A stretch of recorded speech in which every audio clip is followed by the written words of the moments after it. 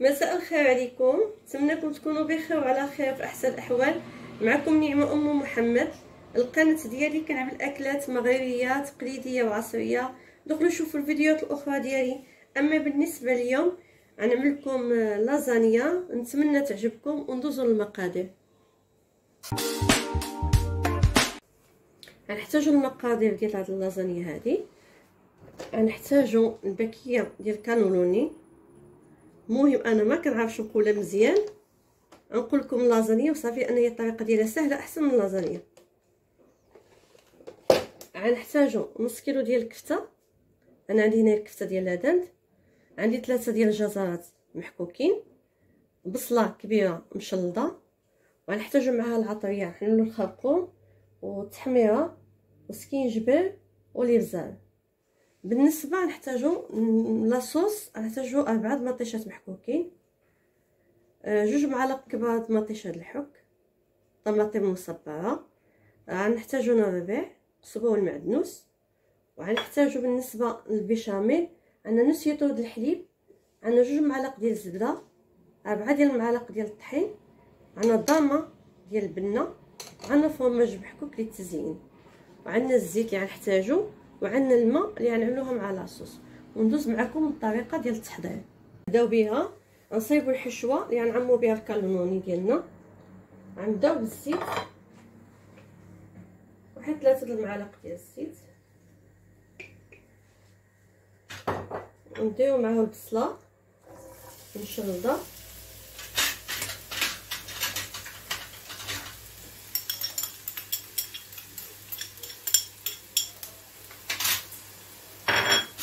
نخليوها تشحر.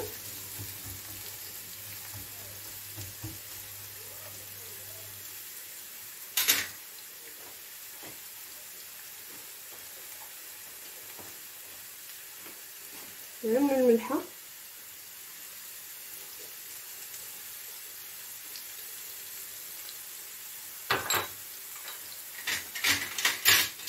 نعملو بيض الثومه،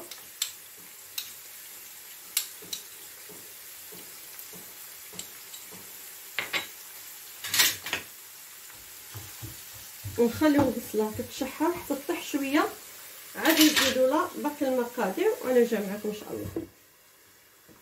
من بعد ما تشحرت البصله وطاحت مزيان، غنزيدو دابا الجزر ديالنا اللي محكوك.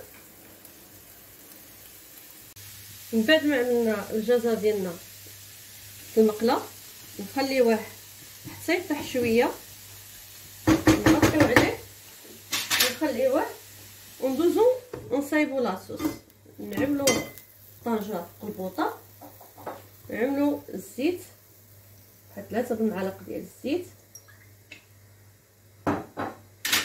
نزيدو الثومه اللي خلينا، نخليوها تشحر شويه،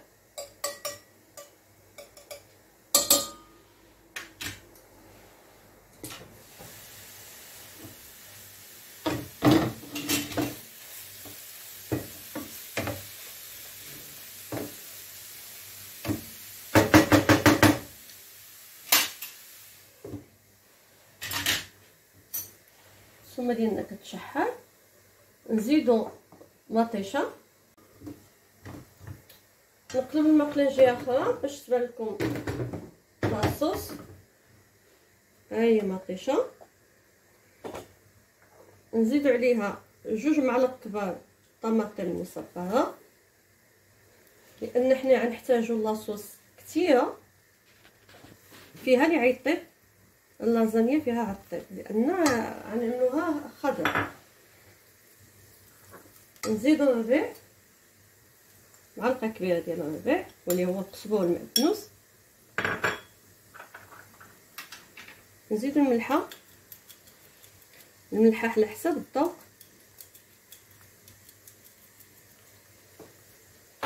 نعملو دابا العطريه، نعملو معلقه صغيره ديال الكمون، معلقه صغيره ديال الخرقوم،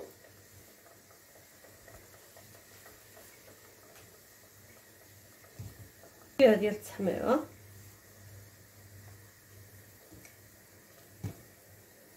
معلقه صغيره سكينجبير، معلقه صغيره ديال الابزار،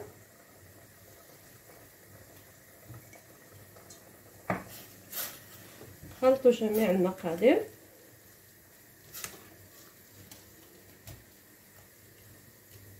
ونخليوها تطيب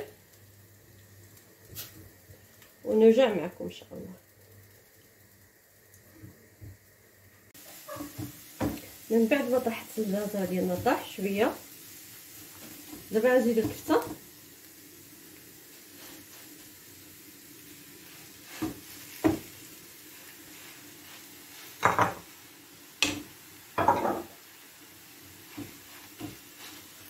ونبقاو نخدمو بهاد الطريقه هادي.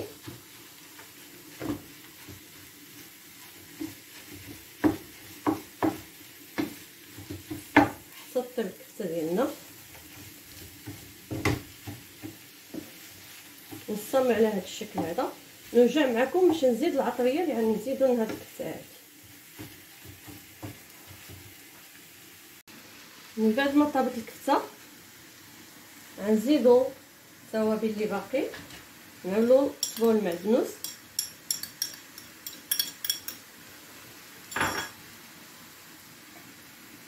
نعملو معلقه صغيره ديال التحميره اللي هو الفلفل الاحمر، نزيدو معلقه ديال الكمون،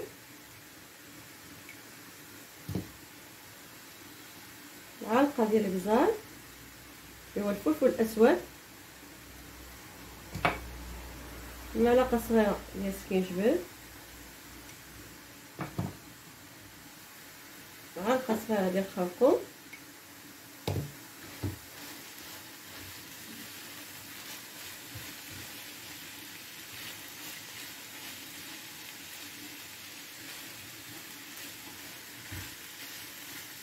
نخليو العطريه تشرب الكفته والجزر. غنمشيو نشوفو لاصوص ديالنا. لاصوص هي طابت، غنزيدو لها دابا الماء الكميه اللي عطيت فيها اللازانيا، نزيدو تقريبا نص ليطرو ديال الماء.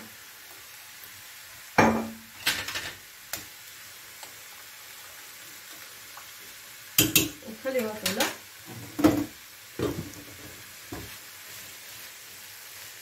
ونستمر ونرجع معكم باش نصايبوا البيشاميل. دابا نصايبوا البيشاميل، غنبداو بالزبده،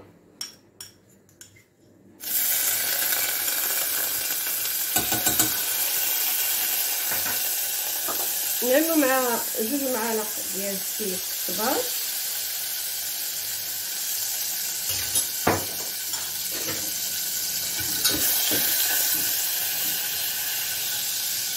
نزيدو دابا 4 ديال المعالق ديال الطحين كبار،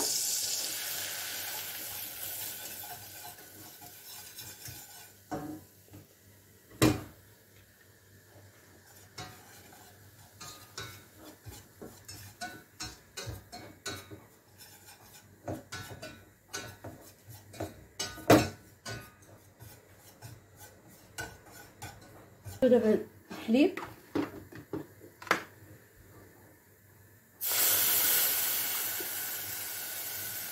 مع السحاب،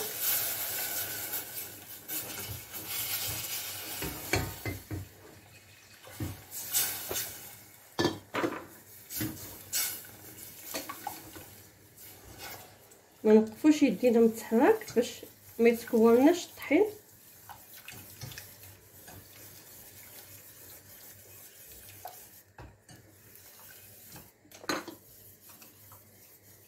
نزيدو نكمل الحليب ديالنا،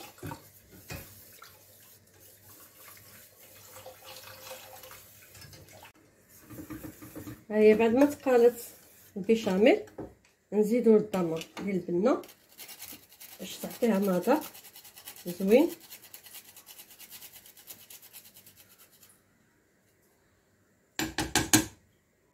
نزيدو شويه ديال البصل،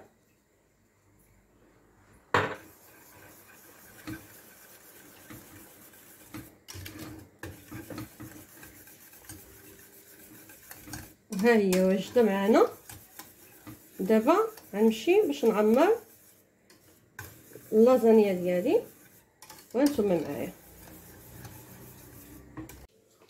من بعد ما طابت الحشوه ها هي واجده، لاصوص واجده، البيشاميل واجد. دابا غنبداو نعمرو اللازانيا ديالي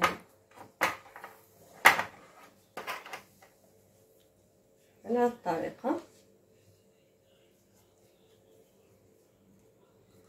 كتعمر من هاد الجهه كتزيد تعمر من جهه اخرى.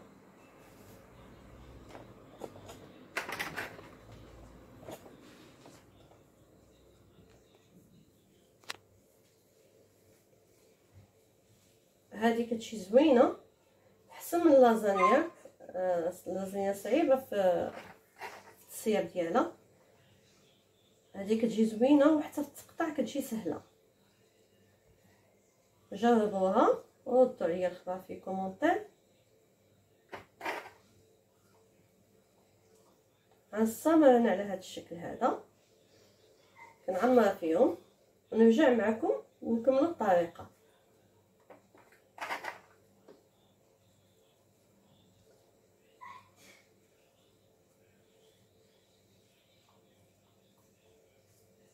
من بعد ما عمرنا الكالونوني ديالنا جاو على هذا الشكل هذا، هما ما طايبينش عليها، عندنا لاصوص كثيره اللي عطل فيها، غنبداو نزيدوها مع الجنب. هاد لاصوص ما غتبقاش ملي غيطيبوا غتنشف.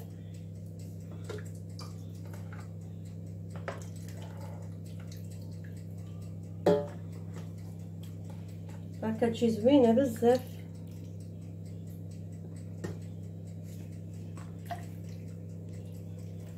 الفران ديالنا كيسخن على 250 درجه، وملي غندخلوه ليلو غنهبطو على 200 درجه ونخليهم يطيبوا على خاطرهم. متبانلكمش لاصوص كثيره، هي كلها غتشرب.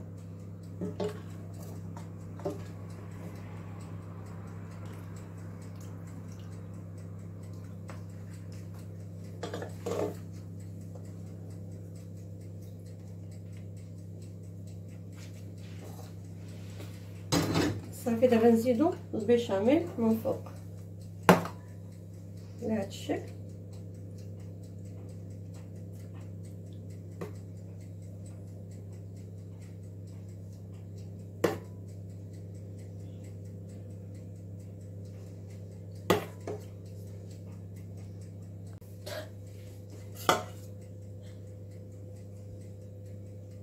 عملنا البيشاميل، دابا نزيدو الفرماج على هذا الشكل هذا.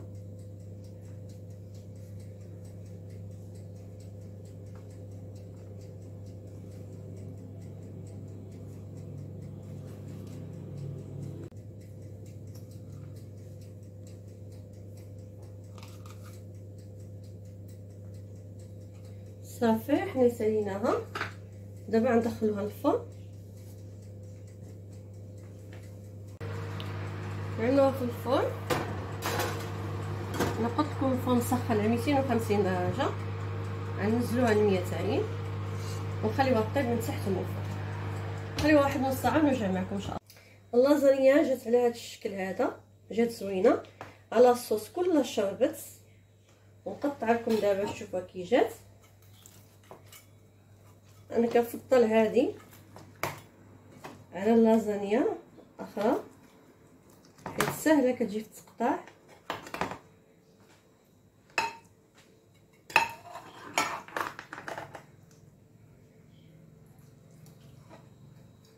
ها هي كي جات، نتمنى تعجبكم. وقبل ما تخرجوا من الفيديو ما تنسوش الضغط على زر الاشتراك والضغط على زر الجرس باش يوصلكم الجديد ديالي، وضغطوا على زر الاعجاب وما تبخلوش عليا بكومونتير. والى اللقاء في فيديو قادم ان شاء الله.